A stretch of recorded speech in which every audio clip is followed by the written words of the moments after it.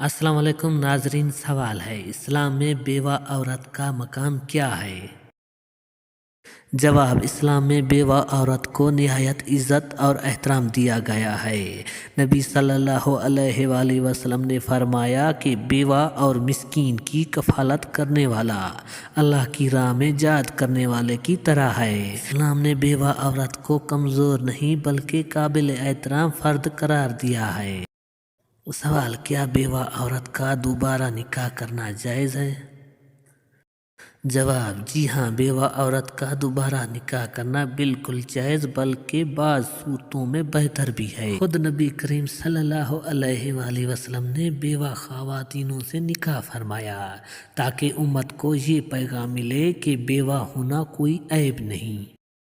सवाल, इद्दत मुकम्मल होने के बाद बेवा औरत के लिए क्या अहकाम है? जवाब, इद्दत मुकम्मल होने के बाद बेवा औरत को मुकम्मल इख्तियार हासिल है कि वो चाहे तो निकाह करे चाहे तन्हा ज़िंदगी गुजारे। शरीयत इस पर किसी किस्म की पाबंदी नहीं लगाती। सवाल, क्या माशरे का बेवा औरत पर शक करना दुरुस्त है? जवाब, नहीं, बिला वजह शक करना गुनाह है। कुरान पाक में अल्लाह ताला ने बदगुमानी से मना फरमाया है। बेवा औरत भी एक बाइज़्ज़त मुसलमान है। उसकी नियत पर शक करना जुल्म के ज़मरे में आता है। सवाल, लोग क्यों बेवा औरत को कमज़ोर समझते हैं? जवाब, ये इस्लाम की नहीं बल्कि जहालत की सोच है।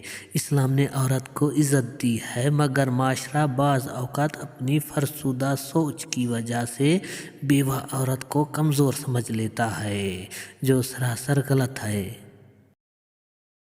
सवाल, बेवा औरत के बच्चों के हकूक़ क्या है? जवाब, बेवा के बच्चों की कफालत पूरे ख़ानदान और माशरे की ज़िम्मेदारी है। उनकी तालीम, तरबियत और ज़रूरियात पूरी करना सदका जारिया है। सवाल, क्या बेवा औरत का खुश रहना गुनाह है?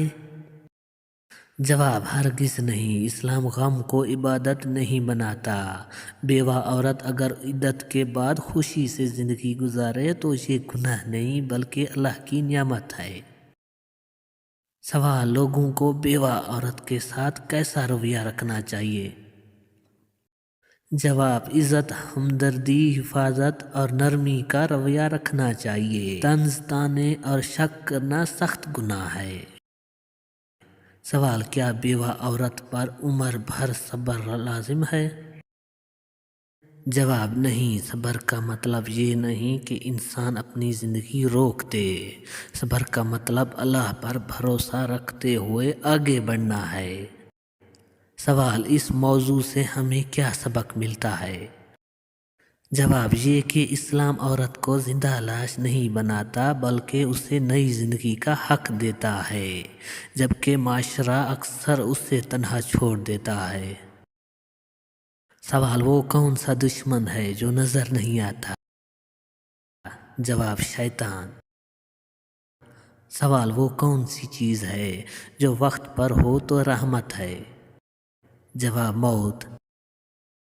सवाल, वो कौन सी ज़बान है जो झूठ से बचनी चाहिए? जवाब, इंसान की ज़बान। सवाल, वो कौन सी इबादत है जो सिर्फ अमीरों पर फ़र्ज है? जवाब, ज़कात। सवाल, क्या 40वां करने से रूह परेशान रहती है? जवाब, नहीं। असल चीज़ मरहूम के लिए दुआ और नेक अमल है। सवाल, अगर छींक आए तो काम रोक देना चाहिए? जवाब, नहीं। छींक अल्लाह की नियामत है, बुरा शगुन नहीं। सवाल है, रात को पीपल के दरख्त के नीचे बैठने से जिन आते हैं? जवाब, नहीं, मगर जंगल या वीरान जगह पर एहतियात करनी चाहिए। सवाल, वो कौन सा पानी है जो गुनाह धो देता है? वज़ू का पानी। सवाल है, बिल्ली के रोने का मौत से क्या ताल्लुक है? जवाब, कोई ताल्लुक नहीं। मौत व ज़िंदगी का फैसला सिर्फ अल्लाह के हाथ में है। سوال: نبی صلی اللہ علیہ وآلہ وسلم نے سب سے پہلے کہاں ہجرت کی؟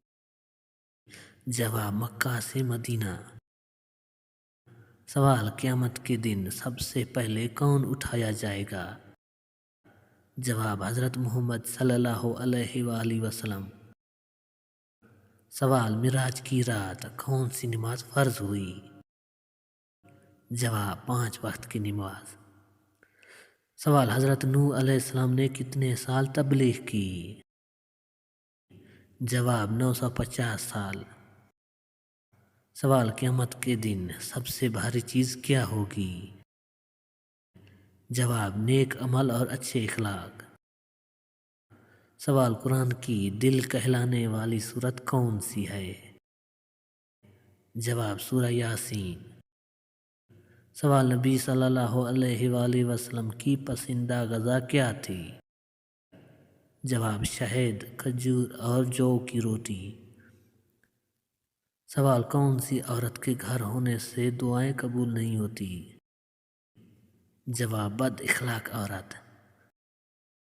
سوال: کون سا جانور آنکھیں بند نہیں کر سکتا؟